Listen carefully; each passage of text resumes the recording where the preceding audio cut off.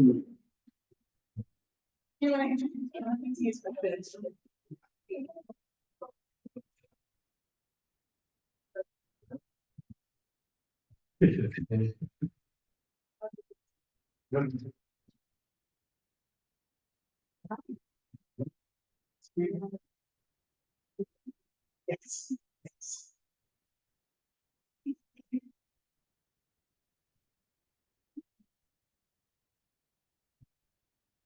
Thank you, Joanna. Thank you.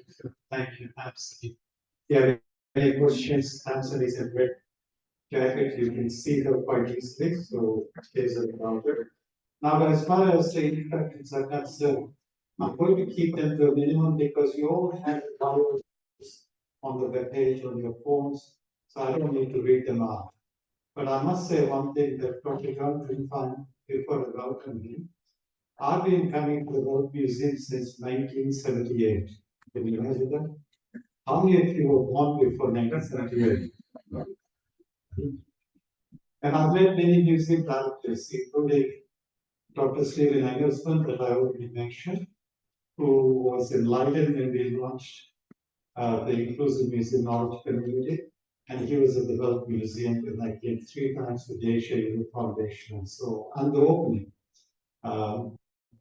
And the reopening of the Weltmuseum. It's fantastic.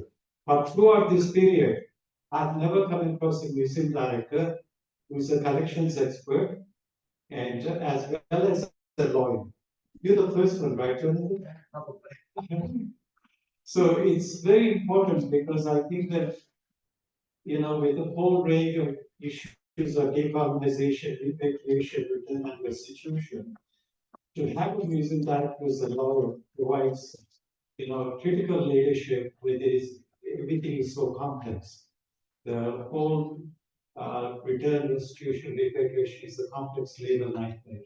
I've dealt with it for nearly 40 years of my life.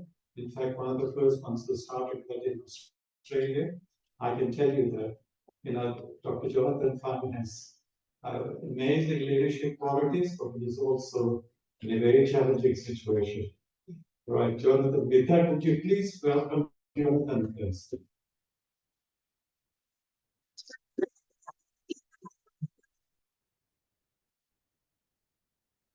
Thank you. Good morning to everyone here. I hope you're not too jet lagged. I hope you've had a chance to come into Vienna and to arrive. I apologize a bit for the weather. It's been very dry this summer, and this is sort of one of our first very rainy days. I'm grateful that you traveled to join us here at the Museum of one of Austria's federal museums, and one of the many institutions here at the center of what was once a multinational monarchy that united people from different lands, who spoke different languages, had different cultural backgrounds, different religions, and different views on the world. Vienna's multinational heritage and the diversity of the people who lived here are reflected not only in its official institutions, such as the UN, OPEC, the OECD, the many diplomatic missions, but also in the districts and neighborhoods around the city where people from all over the world, not just Central and Eastern Europe, call home. I hope you'll take the time not just to visit the museums in the city, but also to come and visit some of the very interesting, unique districts that the city has to offer. And I really want to welcome you all with a warm hand. I came to curating and museum work fairly late in my working life. Of course, for 10 years I was a lawyer. I practiced mostly in the field of constitutional law in the United States, international commerce, and human rights. But I joined a museum and started curating for the first time in my 40s. It was by chance.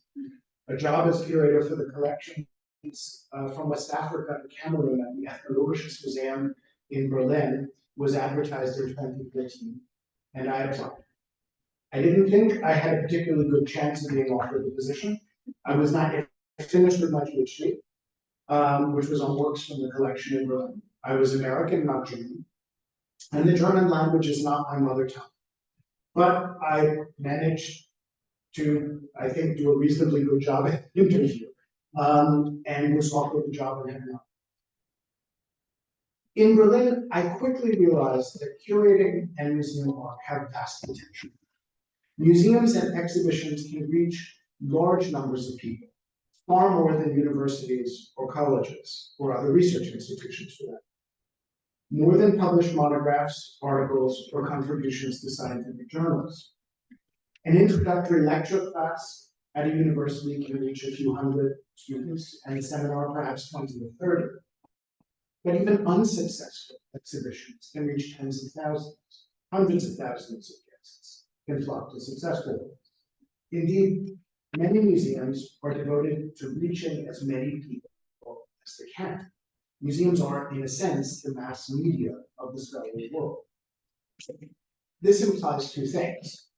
First, museum work, especially curating, but every other dimension of the museum, involves a great deal of what German institutions call Vermittlung, or in other words, museum work is almost always outreach. And second, that to be successful, curating and museum work must be inclusive. Why? The answer is simple. To reach a broad audience, you must consider the whom you are reaching out. And that group, that target audience, will always be made up of different and diverse people with different concerns, different backgrounds, different needs, different perspectives, different histories. In other words, your audience will always be different. This is not a byproduct of ideology or theory. It's not political. It's not what we want it to be or strive to be. It's simply a fact. If thousands or tens of thousands or even millions of people visit your museum, and for the largest museums of the world, the numbers are in millions, they will be diverse. Some will have a hard time walking because they're old or disabled or too young to get around by themselves. Some will have trouble seeing or hearing. Some will not speak your language. Some will be tall. Some will be short. Some will be wealthy. Most will not. Most will not have higher degrees from the university. Diverse audiences are a visitor, not a bug of museums. And you, if you work in a museum, want to reach them. You want them to come and see what you've curated, to see what you've worked on, to understand what you've chosen to show, present, what you spent so much time, effort, and resources developing, because we tend not to work on projects about which we do not care passionately, especially if we've chosen to work in academia or in museums where we're not here for the fantastic pay or the marvelous hours. The inherent diversity of museum audiences differentiates museums from many of the newer social spaces that have come into existence in the last 25 years, such as the web and social media or comments. These tend to sort people into segments. In these segments, people often reinforce rather than open their own ideas, approaches, concerns, political views, and so on. It's been widely noted that this can foster radicalization of all different kinds, or perhaps to use a different metaphor, a kind of mental and cultural incest. And segmentation can make reaching out to people who are not part of the same segment much more difficult. The character of museum audiences holds tremendous potential for experiences that reach across the divides of segmentation. Museums can create spaces for experiences that we can broadly share. As the former director of the Bode Museum in Berlin, Julian Chapuis, has said, museums can enable us to experience things that connect us as human, rather than those that divide us. But, it must be said, many museums do not often live up to this potential. Why is this? Many factors come into play, and time is too short to analyze all of them. But I will mention a few. One is, I think, the bifurcated genealogy of museums, at least in Europe and North America. They have their roots in the presentation of the objects and collections of rulers and other political elites. The earliest museum collections were housed in rulers' residences, such as Casa Ambras in Tyrol, or the Louvre, or in buildings that consciously imitated palatial or religious architectural idioms, such as the British Museum or the Ethnologisches Museum in Berlin. Even proudly civic collections, city collections, consciously adopted the grandest architectural styles that they could. For instance, the Metropolitan Museum in New York encased its initially eclectic Gothic first building situated in Central Park. Gothic, a style long associated with urban civic engagement and accomplishment, in a massive limestone imperial edifice that I think we all are familiar with.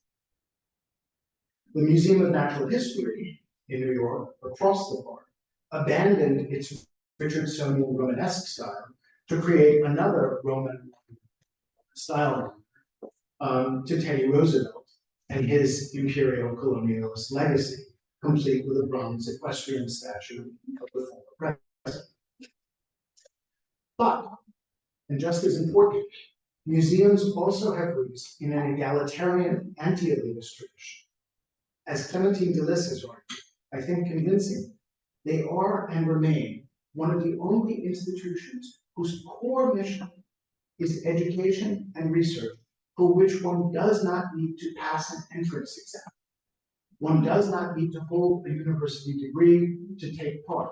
One needs to do nothing other than be able to enter the building. And museums are, at least potentially, open to anyone who wants to come.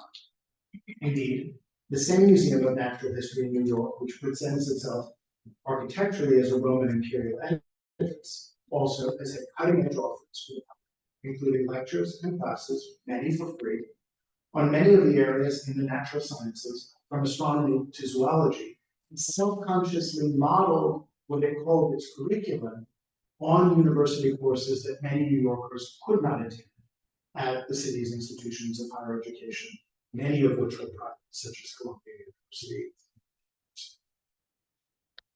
A second reason European and North American museums often do not live up to their own potential is an ethos of elitism that all too often pervades their staffs. In many museums, the path to working with the collections as a permanent employee is to obtain a degree from a university or college, which themselves tend to be elite. And the disciplines that one often needs to study are themselves generally self-selected as elitist. Art history, cultural history, cultural anthropology, biology, astronomy, religion. Disciplines with the less elitist, and here I'm specifically saying elitist, not elite, elitist orientation, such as social work, tend not to open doors to museum careers. And within many institutions, there exists a sense of hierarchy inside the institution itself, in which the university-educated doctors of philosophy look down on the team members from the education department, guest services, or collection management. Sometimes this attitude masquerades under the mantle of expertise, which can become a self-justifying sense of superiority, rather than humility gained with experience and through experience that is always open to learning and characterized by an openness to other points of view. Although I can't back this up empirically, I believe that institutions that cultivate their own internal hierarchies not only have a hard time overcoming their internal divisions, but also a much more difficult time reaching out to diverse museum audiences. Another reason museums have not lived up to their potential is rooted in their very existence as brick and mortar institutions. Their visitors are limited geographically to those people who can reach them physically. Sometimes the cost of traveling to the museum is prohibitive. This cost is not measured just in money, but in other currencies: cultural barriers, language, gender, and class may all exact a price too high to be paid for an individual visitor. So too, many architectural barriers, such as steps, or lack of lifts, or inadequate transportation to the museum. But there are other barriers as well, those imposed by governments, with visa and travel regulations and requirements. This should not be underestimated, and it is something that every country can work to reduce. I'm going to just say anecdotally, one of the most difficult things that I have encountered in my career is trying to work with colleagues in other countries outside the Schengen region who must go through an inordinately difficult process to come to Europe to work together with us on a range of different issues, whether it's art installations, decolonizing the museum, researching the provenance of objects from the Holocaust, or whatever. These barriers are artificial, and they should be torn down. All these barriers may pose insurmountable barriers that can only be overcome with tremendous effort or other forms of capital. Means, regardless of whether it's expensive to come, if you have to bring other kinds of social networks, we all know Bourdieu's theory of the interchangeability of capital, that monetary capital and social cultural capital can be somewhat exchanged for each other. It's rough, but it happens. If you have to bring other forms of capital, just using that metaphor for the moment, to even get to a museum or enter a museum, that barrier is too high. Of course, digitization and digital museums potentially can reduce some of these barriers, but we all understand that digitization and digital access have their limits and are rarely an adequate substitute for physical access. So what can museums do to live up to their potential and reach out to their necessarily diverse audiences? I believe some of the answers should be obvious. The first and most fundamental is a philosophical reorientation to understand that inclusiveness and diversity are not something that simply happen at the margins of museums. They are part of museums' core mission. Inclusiveness is not reaching out for an ever smaller segment of the museum's audience on its fringe, but reaching out to the heart of the museum's audience. Most measures that dismantle or minimize barriers to inclusiveness in existing museums benefit the majority of the museum's visitors and audience, not just a small minority. This requires thinking about inclusiveness not as exception, but as the norm. A number of other strategies follow from this. First, is that reaching out to the museum's broad audience is something for which every member of staff bears responsibility and is part of the job of every person who works in the museum. Many museums place an inordinate burden for developing approaches to inclusion on education or outreach to others. This can create the impression that other departments, curatorial, press, fundraising, visitor services, collection management, and so on, are not responsible. This must change, and change starts with the museum's leadership. Second, of course, is that museums must diversify their staffs. This includes seeking out and hiring people with different views from different backgrounds, with different experiences, belongings. It also means understanding and embracing the fact that differences on staff make the museum stronger and better able to reach its audience. Of course, it also means, importantly, and this is really crucial, that members of staff who add to the museum's diversity are not themselves disproportionately responsible for reaching out and inclusion. I'll mention one anecdote. Recently, a large museum in Germany was looking to fill a key position on its research staff. A person from another continent applied for the job. It was not offered the position. Instead, the applicant was offered the position as the museum's diversity officer. Despite having a PhD in art history and an impressive research profile that had little, if anything, to do on its face with diversity or inclusion. This is wrong on so many levels. I only hope that the leadership of that museum has learned something since I doubt it. But, in German, there's a saying, hope dies last, to which one should also add, but eventually it does. It also suggested that members of staff who bring more diversity to the museums they're working may also need more support from their colleagues and institutions that might at first hurt. In other words, if you bring a greater degree of diversity to your staff, you should not assume that equality of treatment suffices to make the environment one in which you can do your best work to strengthen institutional work. This does not mean coddling or giving special preferences. It means accommodating what different people need to help them contribute to the museum that they work for. It also means extending basic courtesies and consideration to colleagues. It means being open to different or conflicting views about how to solve problems that arise in the museum, and just as importantly, different approaches. We all have to understand that everyone has a different approach to discussion and conflict, and that in strongly consensus-oriented institutions, the person who raises her hand and says in a voice that's loud, "I disagree," may not be disruptive. This is a diversity of approaches to discussion and idea building. And we have to be open to the fact that even things that make us very uncomfortable can make us stronger. There is rarely one right way of solving a problem. And being open to ideas, strategies, criticism, sometimes even harsh, but almost always constructive, and different ways of doing things is quite simply crucial to the task of building a museum. Another thing is to address or redress some of the shortcomings of museum architecture.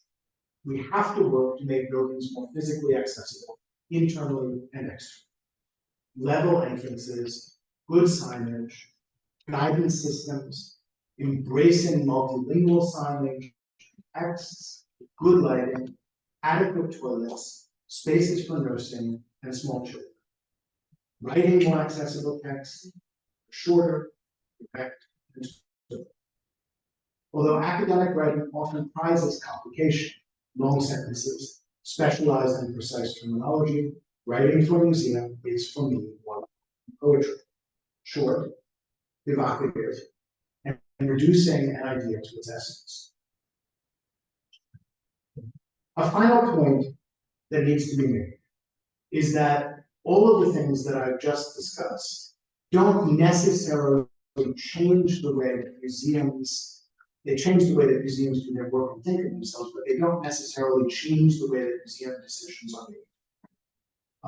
Inclusion to me means not only accepting the diversity of our audiences, increasing and fostering the diversity of our staff, but also reaching out to communities near and far to reach crucial decisions in the museum.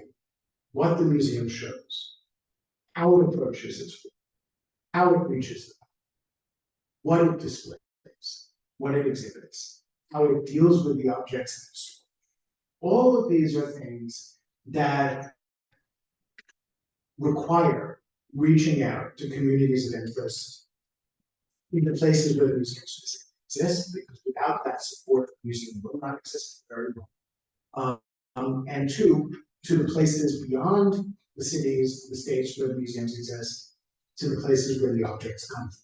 I think the reasons for that are obvious, but I think it bears saying.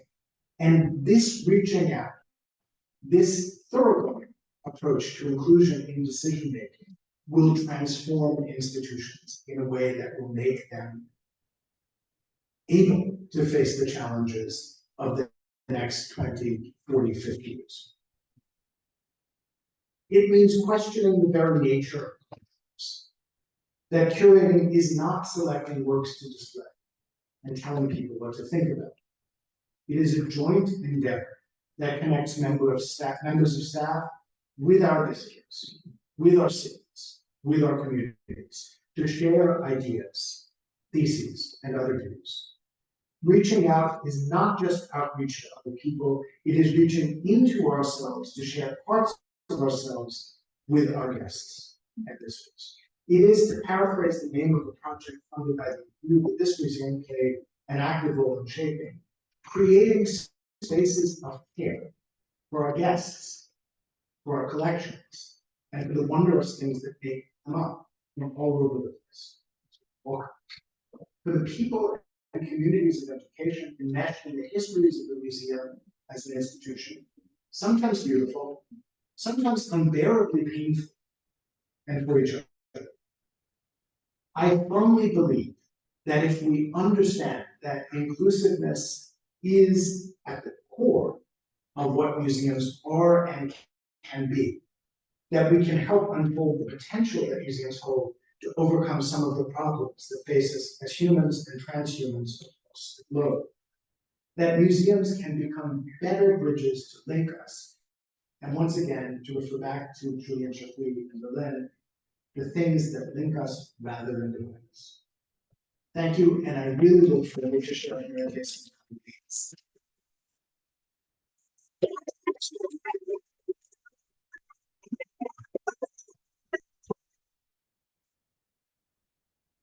Thank you, Jonathan. That was brilliant. What a wonderful synthesis of the evolution of diversity discourse. And I like your firm belief in inclusion, the way you articulated few things in that is to congratulations. We're proud of it. And but it's a collaboration. But we have a few minutes for questions, but I might fire away the first question. When in 2007, I was brought to Vienna twice. Once as the chair of the ICOM cross-cultural task force, and also another time to select the keynote speakers for the ICOM General Conference in Vienna. What ICOM at that stage was doing, ICOM Austria, was that the population of Vienna, especially, was diversifying. So they wanted to make music relevant. It was a bold decision to host ICOM on that basis. And then more recently, with Ernst Wohler from the mayor's office, the local network, I'm working on the World Heritage Listing of Vienna, which you know is the Haymarket project is quite challenging. But what's interesting is during this period, the population of Vienna has diversified incredibly. Now, as the museum director, you mentioned segmentation. The segmentation of what it was in 2007 and what it is now is different. How do you have a dynamic program where you understand the dynamic segmentation and make the museum relevant and responsive?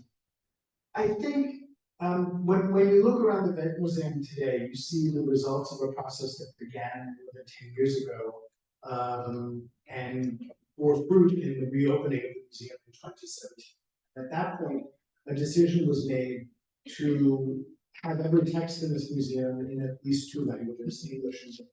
And I think one of the crucial things that's happened in Vienna over the last 5, 6, 7, 8, 9, 10 years since those decisions were taken is that we've seen a stronger emphasis on Bosnian, Serbian, and Croatian in the city. And you see, if you go to the city of Vienna's website, you see that the information there is not just German or English, but also Bosnian, Serbian, and Croatian.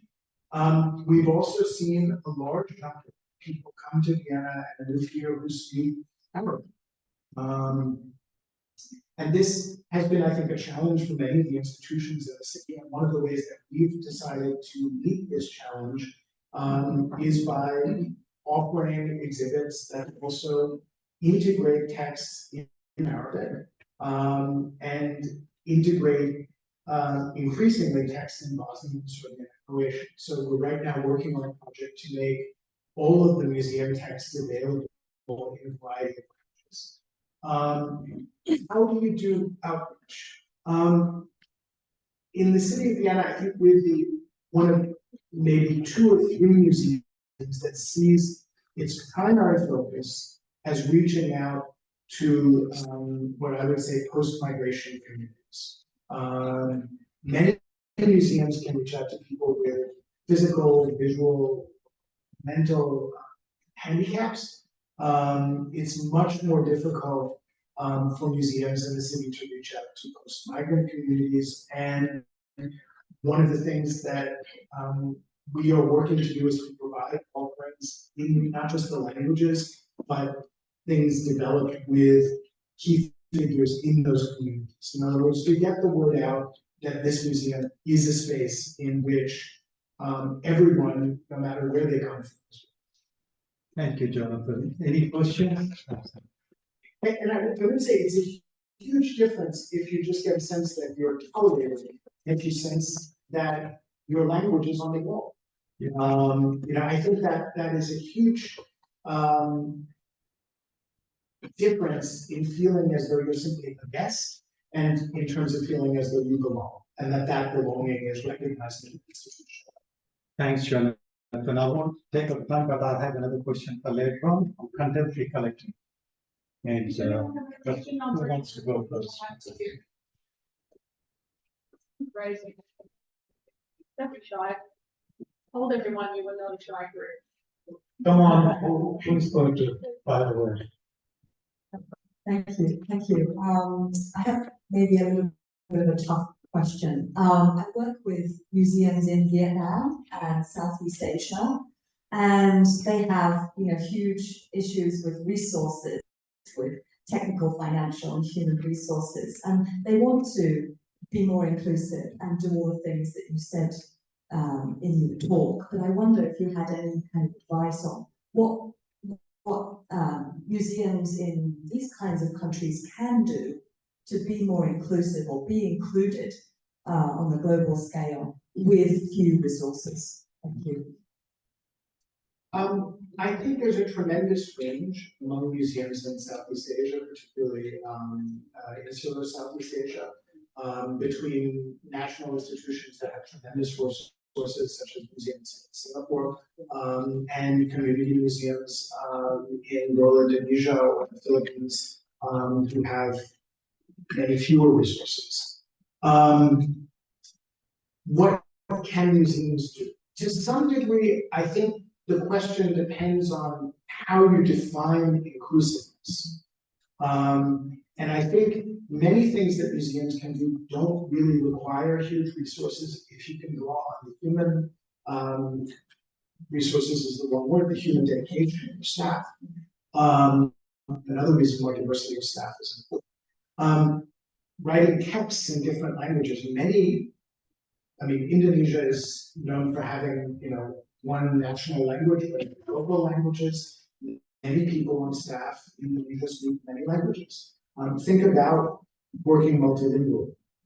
Think about defining outreach and inclusion to include your community, not necessarily people from 5,000 kilometers.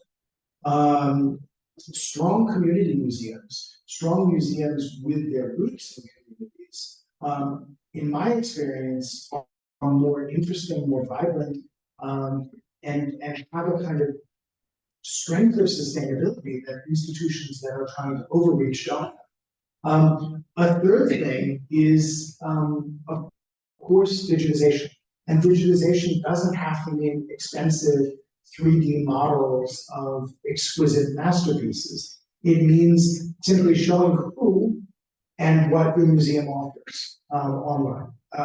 My research work was mostly in West Africa, in Cameroon, as I mentioned, and what interested me there was that technologically, Cameroon had leapfrogged Germany.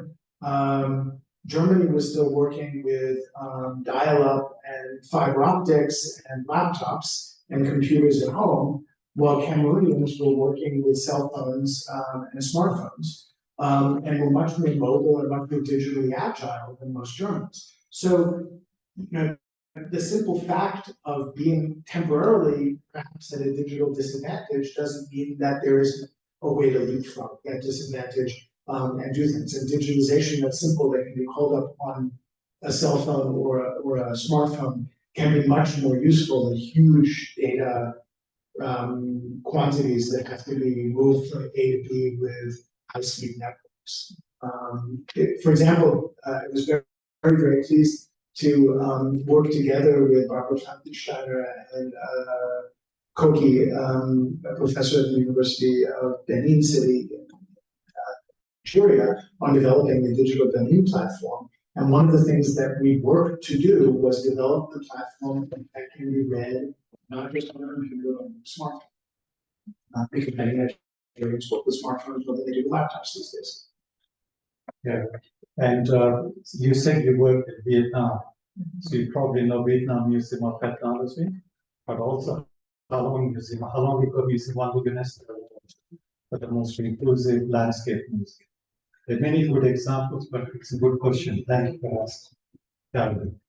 Mine's got a question, but more surrounding on what you said, and also your question about museums in developing countries, and your comment on that it doesn't necessarily take a lot of financial resources.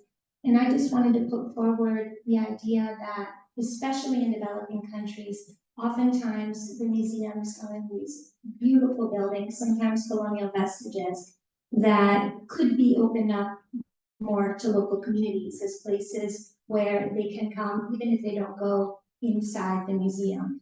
And one of the ways we can do this is by looking at the cultural and creative industry sector and seeing how getting local film festival, getting open mic night, having theater, having movie screenings and music and other cultural and creative industries in our museum education and outreach can really bring local communities in and using this space. And afterwards, the other interactions with the museum's collections can be developed, but that's something at UNESCO that we're really trying to foster.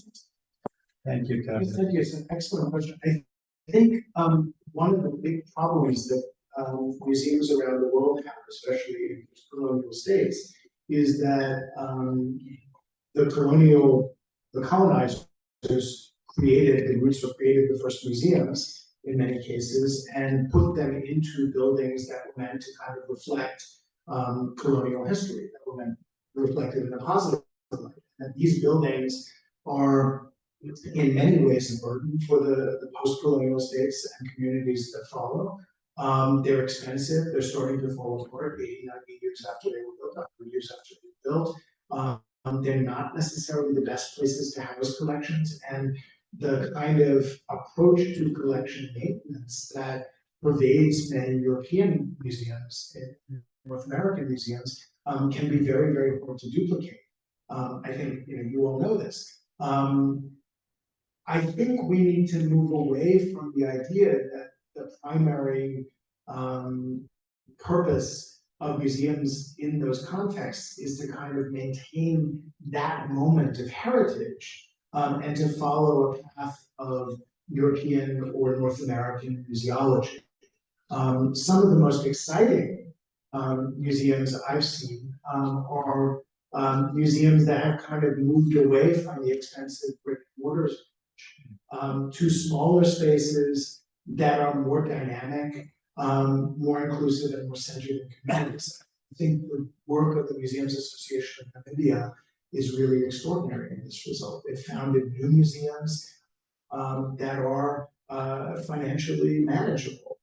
They've moved away from trying to keep large colonial edifices maintained, understanding that the state may have other priorities, including education, agriculture, working on building kindergartens and things like that. And those are all legitimate reasons and legitimate goals.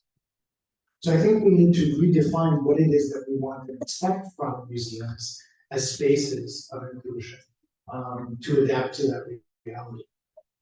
Closer to home with the relaunching of the Weltmuseum, which I was privileged to be here. One of the most powerful symbols was the presentation of performances, creative arts.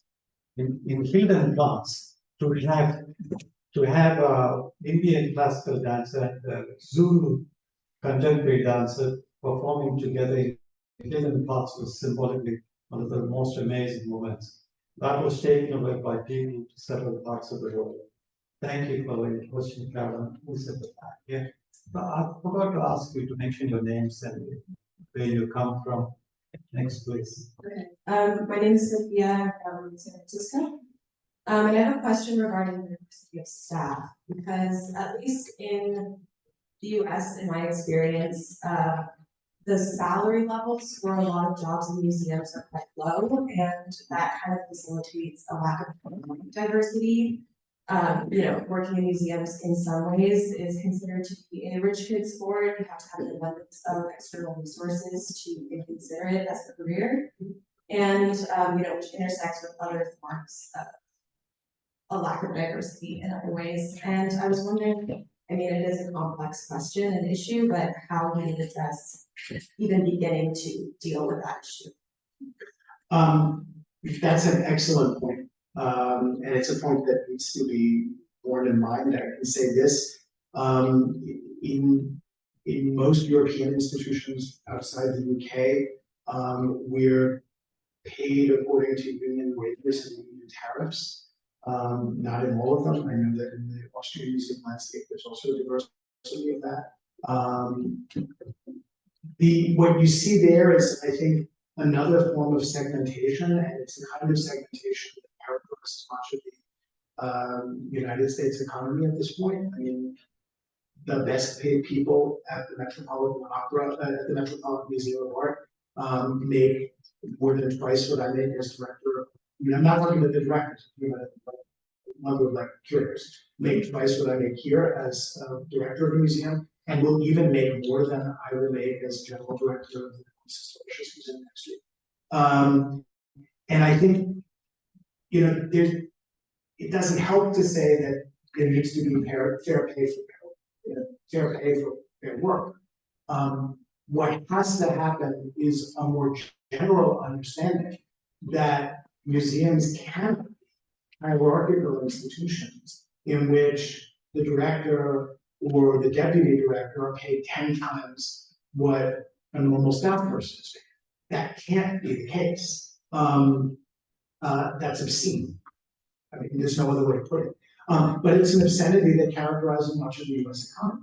And so I think there needs to be a sensitization at all levels of museum work in the United States, at the wealthiest institutions, but also not at the wealthiest institutions, that we are all in it together. And I look to the leadership of those institutions to say, I'm not going to take a $1.5 billion salary to do my job.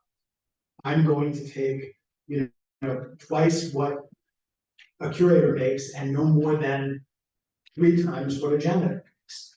And just stick to that. Because the reality is we don't need $1.5 million to do the job of the intellect. And it isn't right to earn so much more money than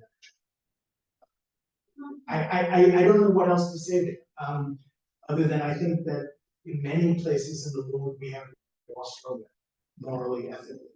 And we need to take a lead and recapture. And I think museums can do that. Thank you. Sorry, we're gonna move on to questions. One more question? Yeah. Yeah.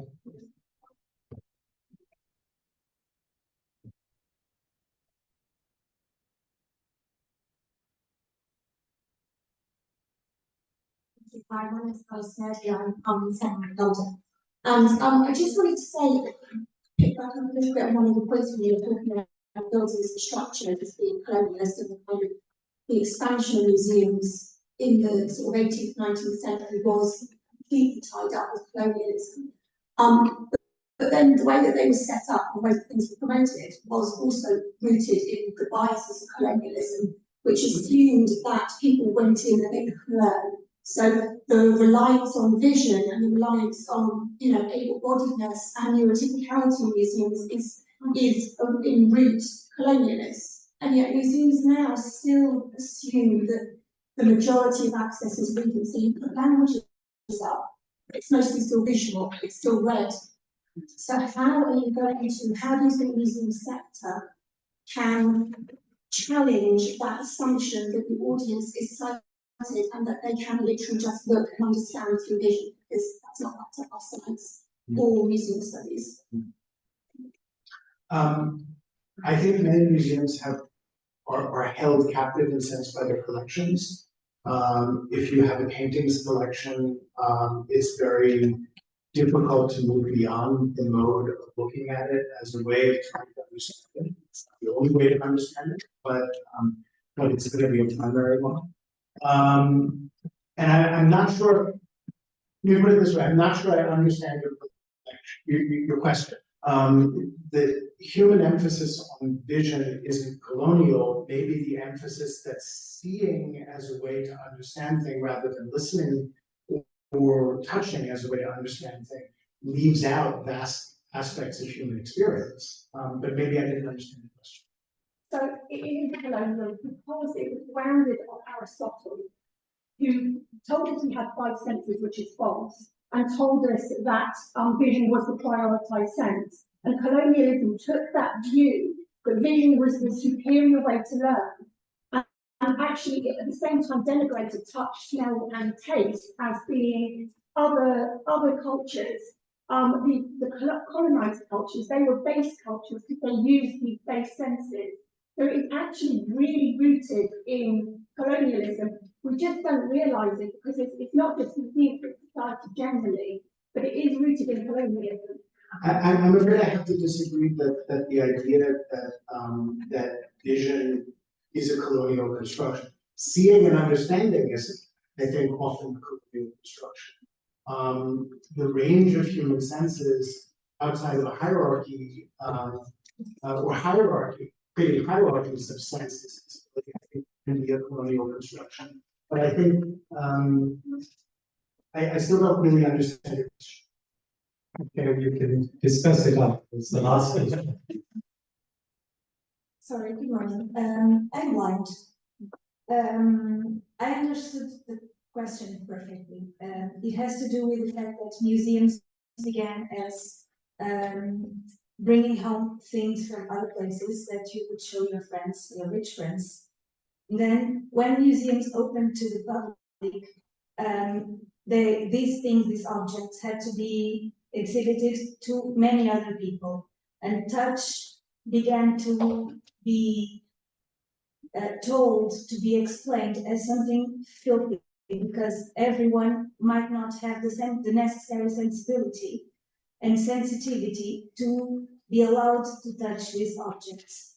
So vision began to be seen as the only way, the best way, the highest sense to understand and to see these objects, and touch began to be made into a taboo almost. So now I go to a museum and I can't see anything. The best place that I go when I finish my visit, where I can see things, the most accessible place in the museum for me as a blind person, is the shop. Because there I see pieces for sale.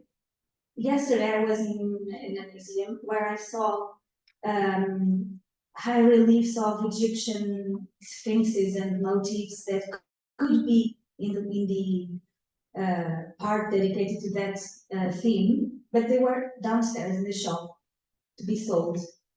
I went there to see those pieces and those little replicas of sculptures, because in the museum, the only way I could access them was by sight. And so, sorry, but I had to say this. I understood the question perfectly. Thank you. Well, contextualization, recontextualization is an ongoing dialogue in the inclusive museum knowledge community. And I must say that last year, Metropolitan Museum had a major exhibition called Serpent and the Tree. The entire collection comes from where I come from. I did my Ph.D. on. But when you see the exhibition, it tells you nothing about where the collection comes from. Absolutely nothing. It tells me more about Western hegemonic aesthetics rather than about thinking about the collection. But Jonathan, you raised many questions. What a wonderful opening to the conference. Thank you so much.